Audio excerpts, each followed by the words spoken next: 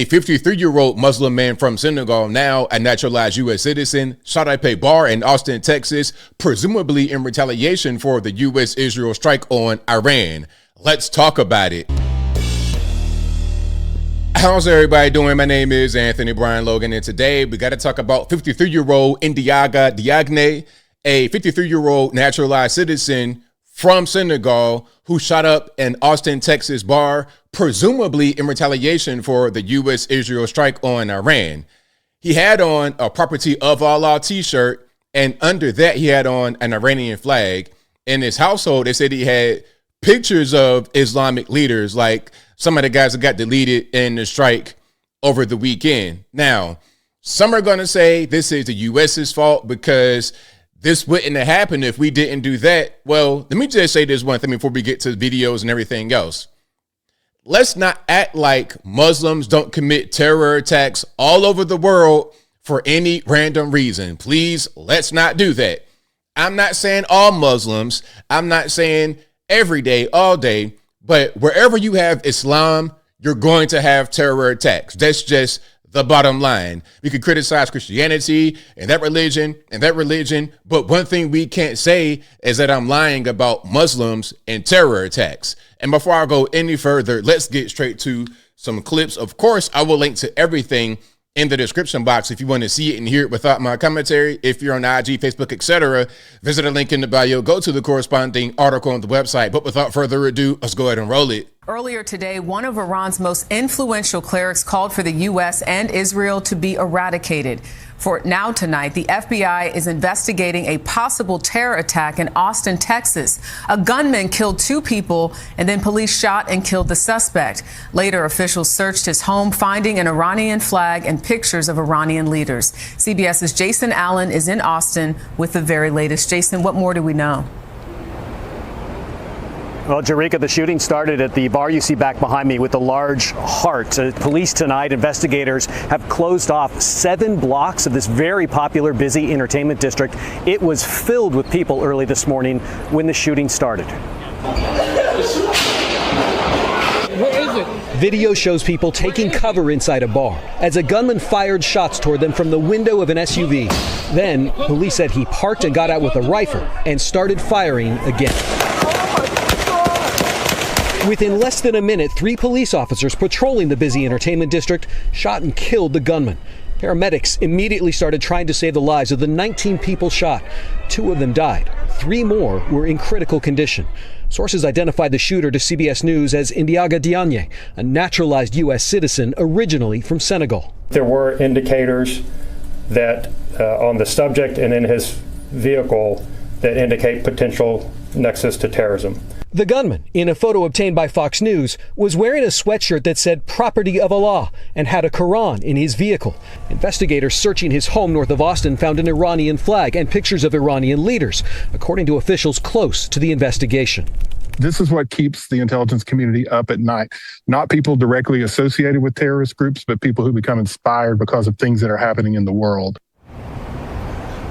And we're learning more about the gunman tonight. He entered the country in 2000, became a citizen in 2013, had 1 arrest here in Texas in 2022 related to an accident with injuries. And officials tell us he did have a history of mental health conditions. Of course, right? Because why not? Why not? What could be more dangerous than a Muslim guy who is not all the way right in his head? I mean, that's a ticking time bomb. And going back to my earlier point about, well, this is because he because of this strike and it's our fault, it's retaliation. Nah, the guy already had mental issues and you're Muslim. It was a ticking time bomb. There's a lot of guys just like that all over the world. Any little thing can set them off. You talk about their Prophet Muhammad too much or in the wrong way, they want to go flash out. Somebody done served them pork at a buffet where it should have been beef and they want to flash out. That's what they do all over the world. And don't tell me I'm lying. You could call me whatever kind of Islamophobe, whatever, but you can't call me a liar. Now, let's keep on going because there's more to the story. There is more to the story. Now, you can see right here, this is from New York Post, okay? And that's the guy right there, Ndiaga Diagne, okay? And that's the area where it happened. Now, what I want to do is show this part. Waymo Waymo is involved here.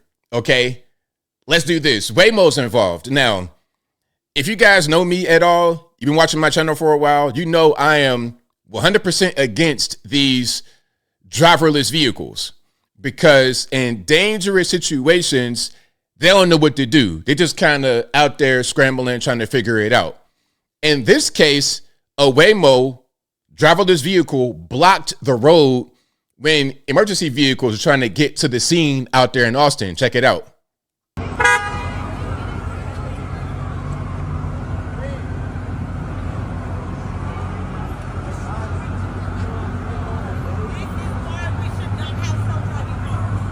I heard that. You heard that? She said, this is why we should not have self-driving cars. Exactly. Because what are you even doing? Let's keep going. Come on! Go! Go! More! Oh. I mean, he's not going to go any further. Yes. Yo, we just need to get in it, I think. Now, you heard that. We got to just get in it. Did you guys call a driverless car during an emergency? Was that a smart thing to do? Why would you do that? Like, if you have a mass shooting happening, you got dozens of people shot, or at least 8 dozen people shot, 2 or 3 dead, police presence, emergency vehicles. Why would you call a driverless vehicle? You should know, you should already think in your mind that that might not be the best decision because that driverless vehicle cannot make snap decisions in an emergency.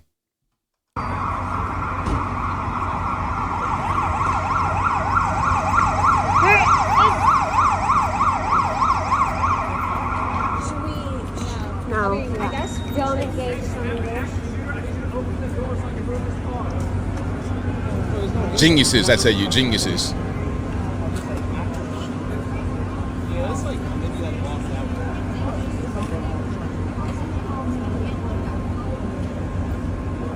So I think the cop got in and is trying to drive it. Oh. Okay. Now my question is, are you able to drive it when you get in the driver's seat? Or is it only going to be autonomous? Is it only going to be whatever is in the AI in the vehicle? How does that really work? Are you going to get in trouble if you get into the front seat of the vehicle? How does that work? If a Waymo or any kind of driverless vehicle does this and gets in the way of emergency vehicles, who's responsible? Is anybody going to be held accountable?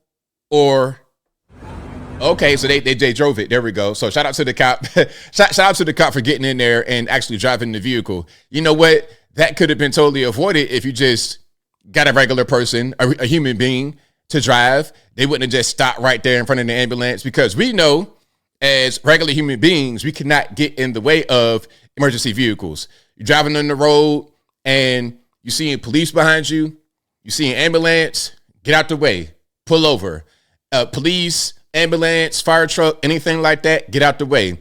Don't just pause right there in the center of the road. Now, let's keep going here.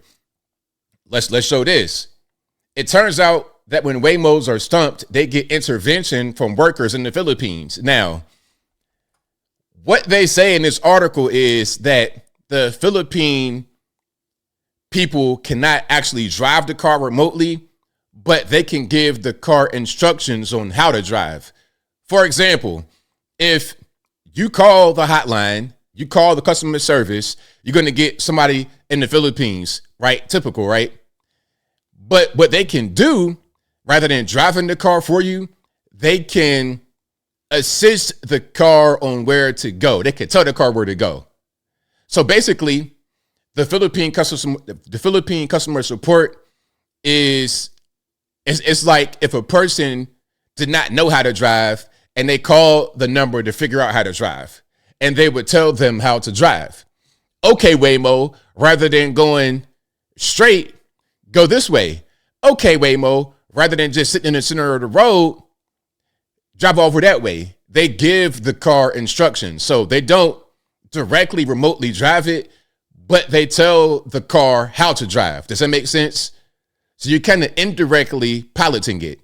And the Philippine customer support got to have valid driver's license and everything else. So you're driving it without driving it. You see what I'm saying? Now, I don't know about y'all, but I wouldn't want to be in a vehicle that is being directed by somebody in the Philippines, especially in a situation like this where we have a terror attack going on. Now, to get back to the terror attack as I close, again, this is a thing that is going to happen all over the world. Not just because of the U.S.-Israel strike on Iran. That's just another excuse. It's always an excuse. It's always a reason. It's always something. It's never just not nothing. They always do stuff like this. Like I said, they get served bacon at a restaurant. They get served pork at a restaurant. Hey, you give them a sandwich and it got a piece of pork in it. All right, like you in the back of the house chopping up briskets and pork loins and everything else on the same grill. Muslim dude get it. A piece of pork get in his teeth. Oh, the wop bar, and everybody get blown up. That's how it goes all over the world. But again, rest in peace to all those who died. Prayers out to the family and those who are injured. May you get well soon. And I think I'll leave that right there for now. And what say you? What's your opinion on this alleged terror attack? I mean, I think we could pretty much say what it was. The guy had on a Property of Allah shirt. He had mental issues. He had an Iranian flag and Iranian leader pictures. And then after we do that, he does that. It's clear what it was. But whatever your thoughts are, let me know in the comments below. How you feel about the Waymo driverless vehicles again popping up? This ain't the first time. It's been over and over and over again where they get in the way. They do things they shouldn't be doing. But the problem with the Waymos, as I close for real, is that people want them because people, especially women, don't want to be in a car with a human being because they feel like they're going to be attacked or harassed by the male driver. And I'm not saying that doesn't happen. It does. But because of that, people don't want to have a human being driving them. And as technology gets better, you're going to see more and more of it. I don't like it personally. I don't even like electric vehicles, let alone driverless electric vehicles. Give me a car that I can control. Because when things fall apart, when things don't go the way it's supposed to be going, I want to be able to get to where I got to go. And they got this new thing now where they're talking about the new EVs, the new driverless vehicles won't even have steering wheels. So what happens when the car doesn't want to move, when the car stays stuck in the middle of the road? How about when the car, I've seen some of these cars get around buses while they got the stop sign on, might even hit a little kid. What happens then? Whatever your thoughts are, please let me know in the comments below. And that's all I got to say for this video. If you like what you heard, please comment, rate, share, and subscribe. Peace.